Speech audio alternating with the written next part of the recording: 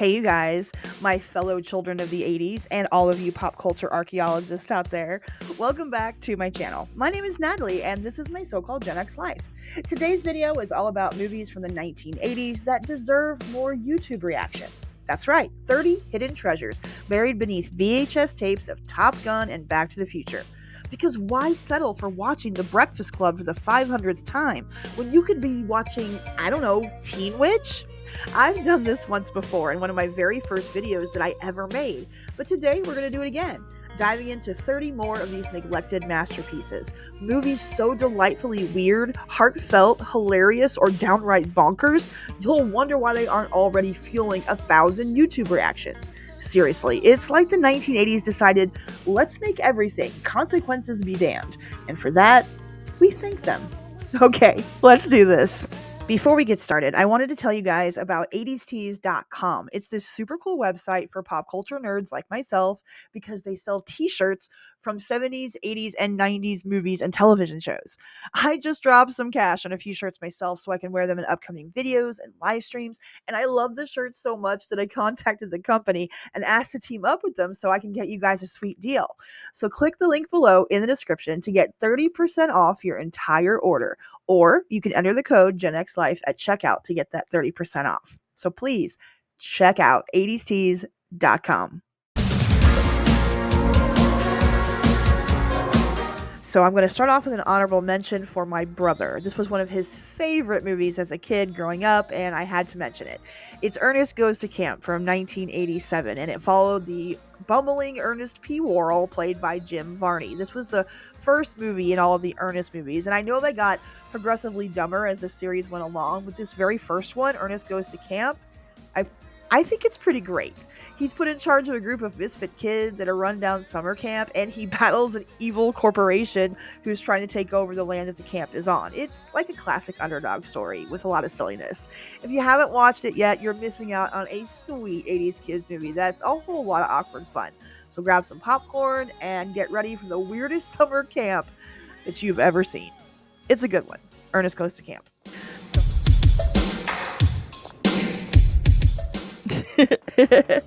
I had to start off with Teen Witch. This is the one where Louise Miller wishes to be the most popular girl. It's got magic, rapping suburban white kids, and a wardrobe that screams Forever 21 meets Hot Topic. It's peak 80s cheese, and honestly, I have no idea why this movie doesn't get more love and attention. Teen Witch is the tale of Louise Miller, your quintessential awkward 80s high schooler who feels invisible. But after a mishap that could only occur in an 80s movie, a bicycle accident on a very ominous night, Louise meets Madame Serena, played by Zelda Rubinstein of Poltergeist fame.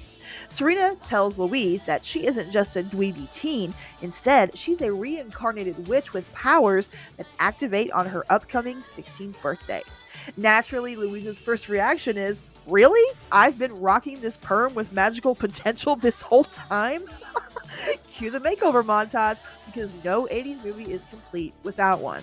Louise goes from invisibility to high school royalty by hexing her way into the popular crowd. She's suddenly the girl everyone wants to date or be friends with. But the piece de resistance of Teen Witch is the rap scene. If you've ever wanted to witness what happens when a white kid from the suburb writes his first rap, then this scene is for you.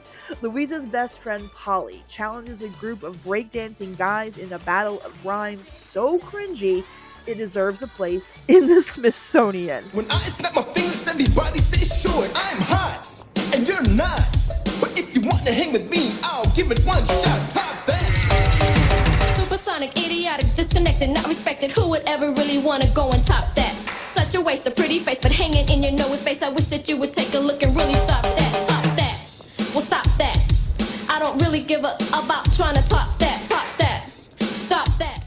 At its core, Teen Witch explores themes like self-confidence, personal responsibility, and the inevitable regret of using witch powers for popularity.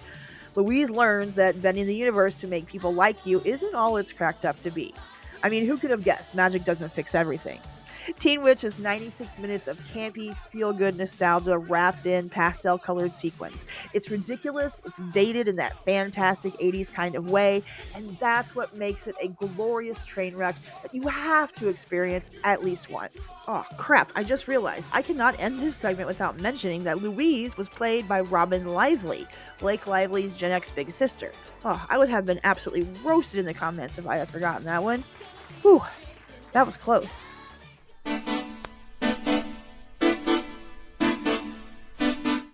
Real Genius is a 1985 movie that is the perfect blend of nerdy revenge fantasy and absurdist comedy. It actually dared to ask, what if you gave MIT-level nerds unlimited power and zero adult supervision? The answer? Absolute chaos. Val Kilmer stars as Chris Knight, a genius who's so laid back he probably does calculus while chilling in a hammock. He teams up with a baby-faced prodigy and a hermit genius hiding in a closet to create a laser. But, plot twist, the government wants to weaponize their invention. So why does this movie deserve a YouTube reaction? Well, first off, it's insanely funny. Not in a dad joke funny kind of way, but in a, wait, did they just say that kind of funny way? Second, it's surprisingly ahead of its time, questioning ethics and science way before Black Mirror made it trendy. Oh, and popcorn. If you've seen it, you know. If not, let's just say you'll never look at movie snacks the same way. So grab your brainiest friends and watch Real Genius. It's like The Big Bang Theory, but without the laugh track or the shame.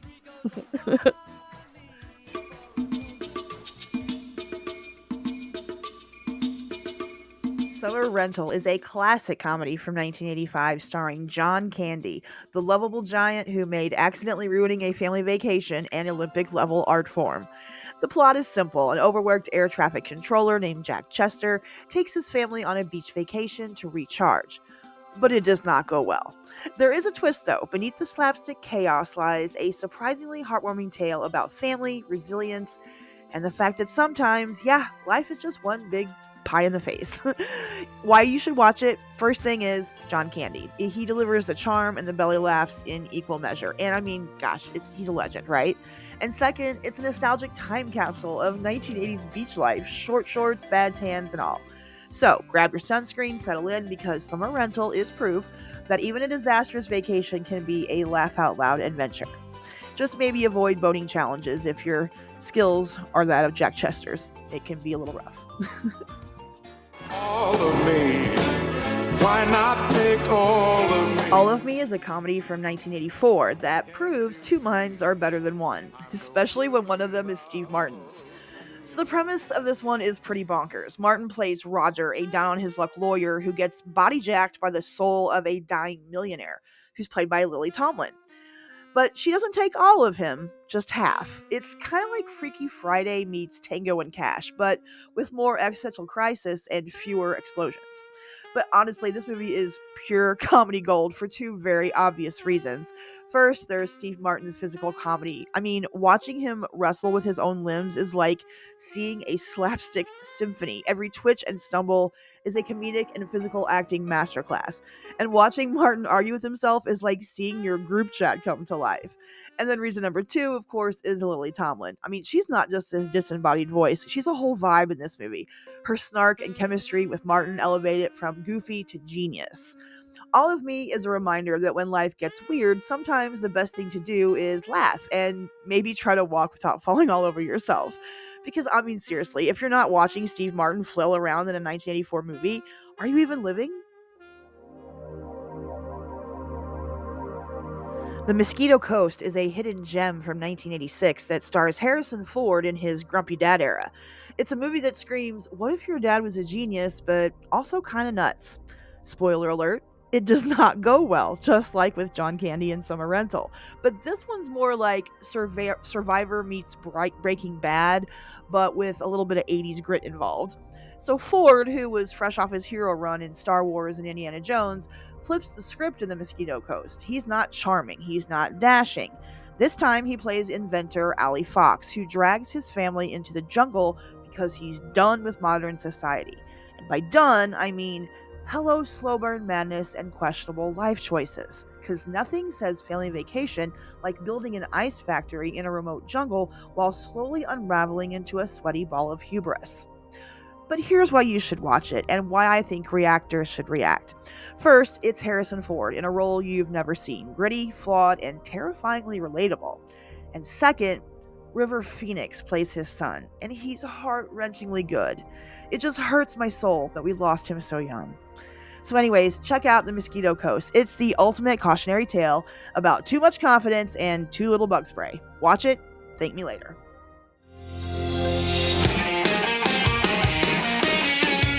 Oh my god, this is such a good one. Less Than Zero. It's a movie so drenched in 80s excess, it practically sweats neon. Based on Bret Easton Ellis's novel. Yes, the same Bret Easton Ellis who wrote American Psycho.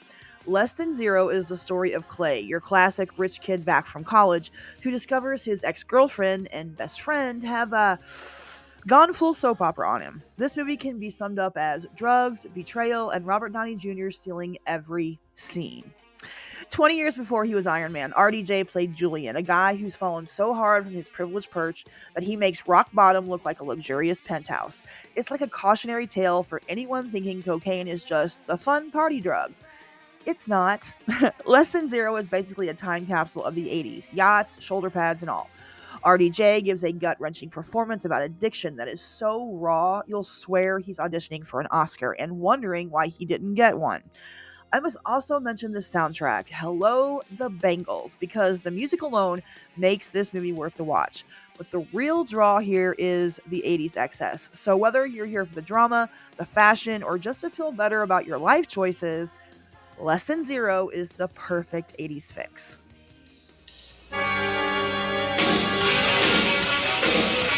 You know what's missing from most suburban kids' sleepovers? A demonic portal in the backyard. At least that's what we learned from The Gate, a movie that is peak 80s horror and a reminder that practical effects are scarier than CGI could ever dream. So this movie's all about two kids, a mysterious hole in the backyard, and enough creepy claymation to fuel your nightmares for years. This is The Gate, the 1987 gem that dared to ask, what if Home Alone had a portal to hell, and then actually answered it? Now, why should you watch this movie? Well, first of all, the practical effects. I mean, who needs CGI when you've got stop-motion demons scuttling around you like your mom's old Christmas ornaments came to life? And I think, if I remember correctly, the guy that did the special effects for this movie went on to win an Oscar, I think, for Lord of the Rings. I think. If I'm wrong, I probably should have looked this up before I started talking on this video. But anyways, if I'm wrong, let me know in the comments. But I think I'm right. And second reason to watch this movie, it is a masterclass in childhood decision-making. I mean, when faced with ancient evil, their solution? Rock music and a gardening tool. These kids weren't just fighting demons, they were redefining self-reliance, Gen X style. So, if you're into pint-sized protagonists, occult horror, or just miss the days when demons were delightfully squishy, go rewatch The Gate. It's got heart and it's got soul. Or at least the demons are trying to steal some.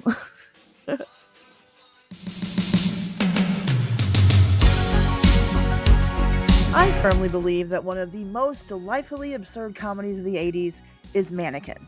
This weird and wonderful movie has it all, plus Kim Cattrall and Andrew McCarthy.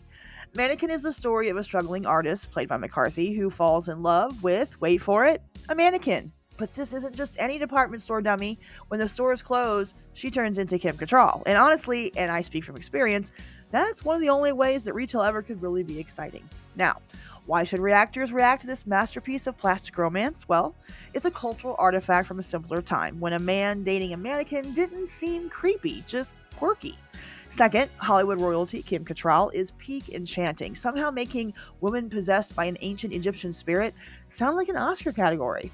And let's not forget the vibes. Big hair, neon lights, Hollywood Montrose and his unshakable fabulousness, and Starship blasting in the background.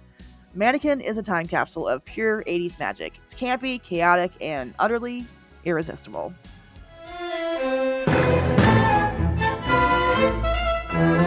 Steve Martin and Michael Caine scam their way through the French Riviera in the 1988 comedy Dirty Rotten Scoundrels. It's a heist movie, it's a buddy comedy, it's suspiciously classy for the 80s. When you break it all down, it really is a film that asks the eternal question, can two con artists share the same tiny French Riviera without driving each other crazy? They cannot. Martin's character is basically chaos in human form, while Caine is the suave British guy we all secretly want narrating our lives. and this movie pits them against each other in a battle of wit, charm, and increasingly ridiculous scams. Their prize? The fortune of a sweet, unsuspecting heiress, because apparently honesty wasn't big in the 80s. Dirty Rotten Scoundrels is a masterclass in comedic timing. Martin's slapstick versus Kane's deadpan is pure cinematic gold, and the plot twists are fun and unexpected. Honestly, we all need more films where the villains are this delightfully petty.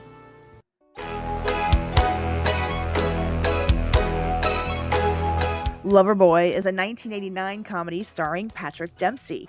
Yes, the guy we know best for being McDreamy. I actually talked about him in my first video that I did about forgotten 80s movies when I talked about Can't Buy Me Love, which is one of my favorite movies of all time, and it stars Patrick Dempsey and Amanda Peterson. But in this one, in Loverboy, Dempsey plays Randy, a college kid who gets a job. Well, not really a job. Okay, he becomes a gigolo to make some extra cash because, I mean, why not? Who needs a regular job when you can just be the perfect date for wealthy women? It's a little bit kind of like the OnlyFans of his time, like real life, I guess, maybe. I don't know. This movie's quirky, not exactly PC, and it's a great look at the early days of romantic comedy in the 80s.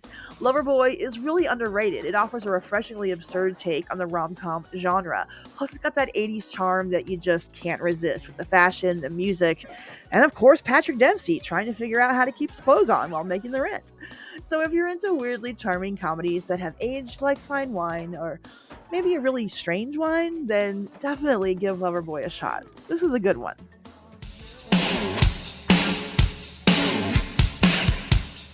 The Legend of Billie Jean is a 1985 film where a teenage girl goes from average high schooler to the face of a nationwide fight for justice, all because of a messed up haircut and a stolen scooter. Starring Helen Slater as Billie Jean, this movie has everything: rebellious teens, an unfair system, and a hair makeover montage that's just as impactful as the fight scenes. But let's be real, this is more than just a coming-of-age flick. It's an underdog story, a commentary on media sensationalism. And at its heart, it's about how one person's actions can inspire a movement. Kind of like every time one of us posts or rants on Twitter, but less toxic. So, why watch it? Well, if you like stories of self-discovery, societal pushback, or if you're just into 80s fashion and some classic synth pop, this movie's got you covered. It's really an anthem for every misunderstood teenager. And it's such a Gen X story. Love it.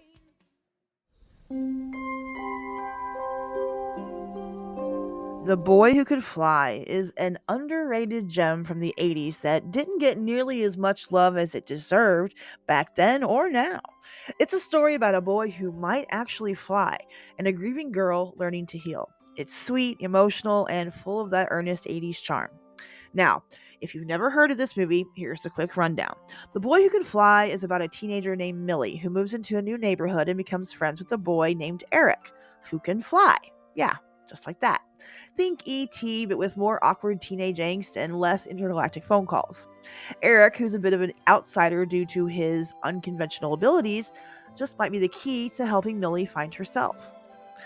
You should watch this movie because it's a heartwarming tale of friendship and self-discovery that's surprisingly deep for a movie about a kid who can defy gravity.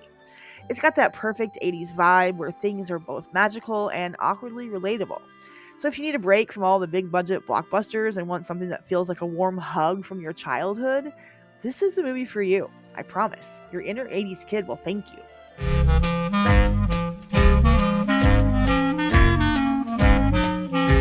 When it comes to 80s movies that definitely need more love and attention, then we gotta talk about 1982's The World According to Garp. Robin Williams brings us a darkly funny, completely bizarre tale of life, love, and lobsters in the bathtub. If you think life is weird now, wait till you see this.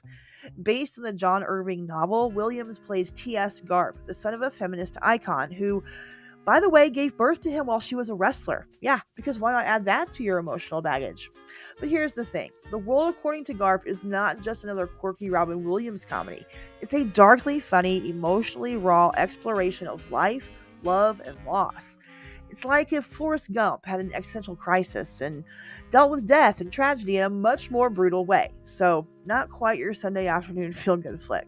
But if you're into movies that leave you with something after the credits roll, something profound, weird, a little heartbreaking, then The World According to Garp is your jam. And hey, it's Robin Williams showing his serious acting chops, so it's a must-see for anyone who loves a good laugh or a good cry.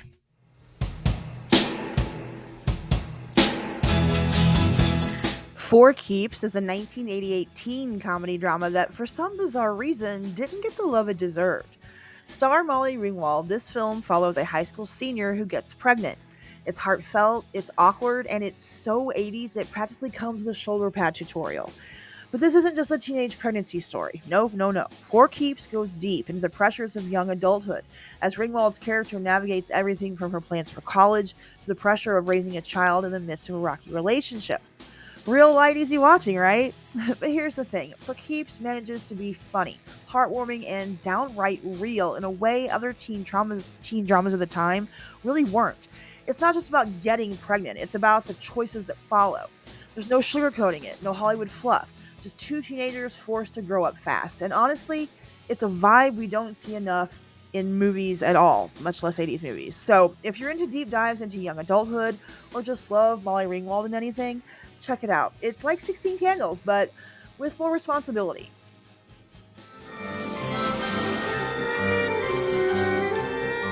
Back in the 80s, someone thought it would be fun to shrink kids to the size of ants, let them nearly get eaten by a lawnmower, and call it family friendly. Classic 1989 cinema.